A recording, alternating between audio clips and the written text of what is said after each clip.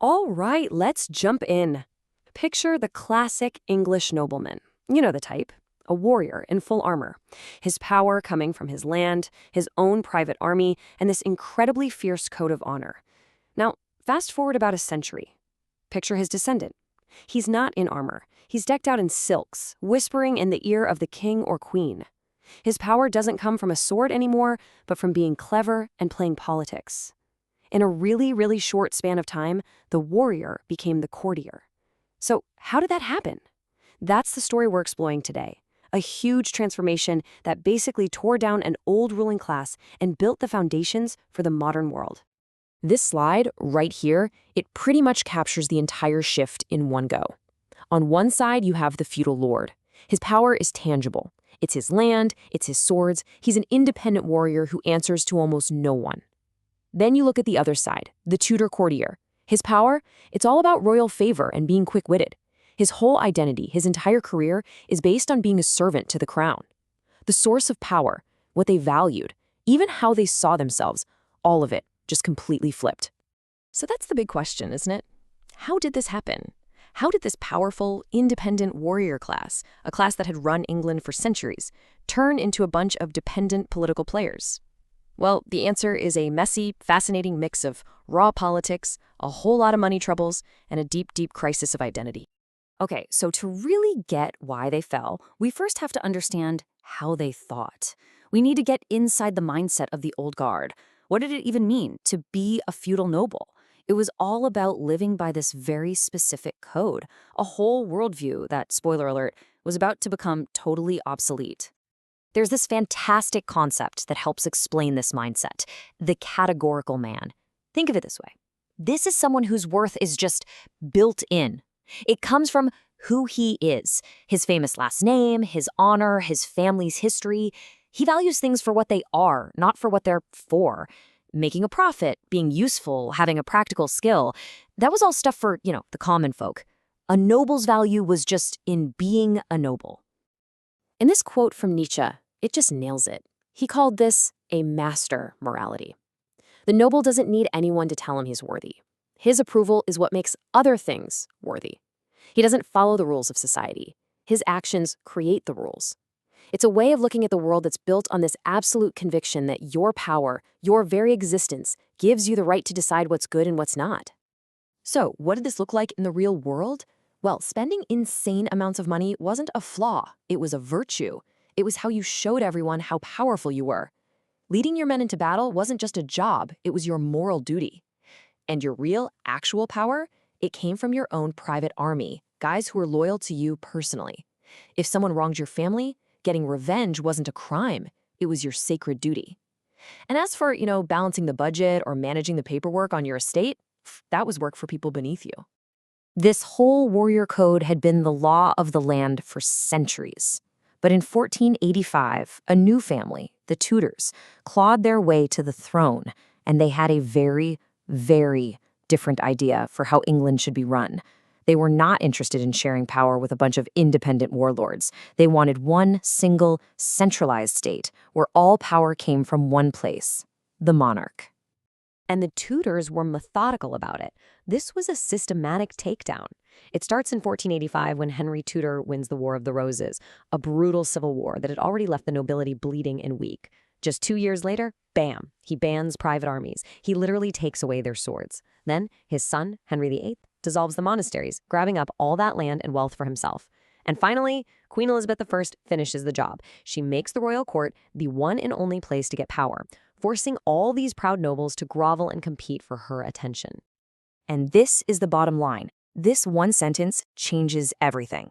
For the first time, the state, and only the state, was allowed to use force. A local lord couldn't just call up his banners and go settle a dispute with his neighbor anymore.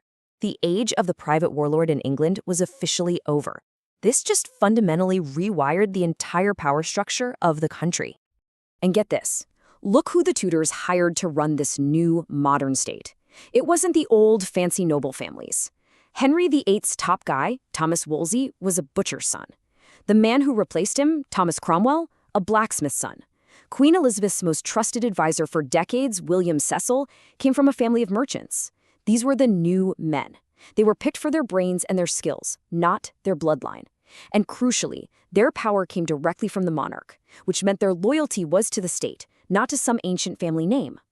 So, as if losing their military might and their political clout wasn't bad enough, the aristocracy was about to get hit with a second, absolutely devastating blow. And this time, it wasn't about politics. It was about cold, hard cash. A massive economic crisis was about to strike right at the heart of their wealth, their land. Here's how the death spiral worked. First, inflation just went crazy across Europe. The price of everything shot up. But the rents that nobles collected from their farmers were often fixed by ancient contracts. So their costs are soaring, but their income is flat. To keep up with their ridiculously expensive lifestyles, they start borrowing money, usually from shrewd businessmen in the cities. Well, those businessmen wanted collateral, and the only real asset these nobles had was their land. You can see where this is going. They couldn't pay back the loans, and soon, the great sell-off began. The result of all this was just profound. Land, this sacred thing that had been the foundation of noble identity and power for centuries, was now just another commodity. You could buy it, sell it, and speculate on it, just like you would with a shipment of wool. That ancient, almost spiritual link between a noble family's blood and their soil was broken. So you've got this massive power vacuum, right? The old aristocracy is losing its military power, its political power, and its economic power.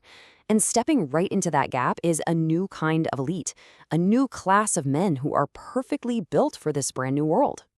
This table just lays it out perfectly. You're looking at two totally different playbooks for power. For the old guard, the peerage, everything was inherited. Power came from your bloodline, your main skill was fighting, and your loyalty was to your own family. But for this new gentry, this new man, everything was earned. Power came from getting an education and working for the government. The key skills were law, finance, administration, and your loyalty, it was to an institution, the crown, the state. It was a complete rewiring of what it meant to be at the top. And I really can't stress this enough. For the first time in a very long time, the best way to get ahead wasn't on the battlefield. It was in the classroom and the courtroom. Knowing how to write a legal document or manage a treasury was suddenly way more valuable than knowing how to lead a cavalry charge. The pen was, quite literally, becoming mightier than the sword.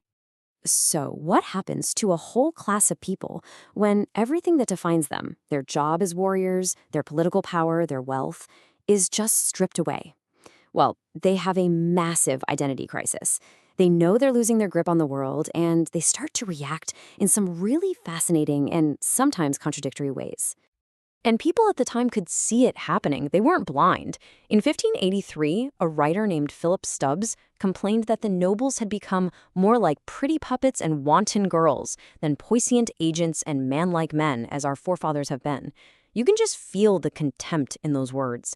They looked at this new kind of noble, a soft, fashionable courtier who wrote poetry, and compared him to his battle-hardened grandfather, and they were not impressed. And this created a strange paradox. The less real power the aristocracy had, no armies, less land, no real say in politics, the more obsessed they became with the symbols of power. Suddenly, things like elaborate family trees, coats of arms, and proving you were descended from some ancient knight became incredibly important. It was like they were clinging to the idea of power because the real thing was slipping right through their fingers. Look, this whole story isn't just about a few powerful families having a bad century. The fall of the old warrior class was a critical moment in history. The collapse of that old feudal world was something that had to happen before the modern nation-state could even be born. So what's the legacy here? This whole crisis is what centralized power and created the kind of modern nation-state we recognize today. It created a new ruling class, one based on skill and money, not just on who your father was. And here's the final delicious irony. It was the descendants of these new men, the lawyers, the merchants, the administrators who got their start under the Tudors, who, a century later, would sit in Parliament, rise up, and execute a king. The seeds of the English Civil War were planted right here, in the fall of the warrior noble. Which brings us to one last question, something to chew on. We love to tell ourselves that we live in a meritocracy, right? A world where it's all about your skill and your hard work. But when you look back at a story like this, you have to wonder, does the ghost of that old aristocracy still haunt us? Is the power that comes from a famous name, from inherited wealth, from family connections, is it still quietly pulling the strings in our world? That's something to think about.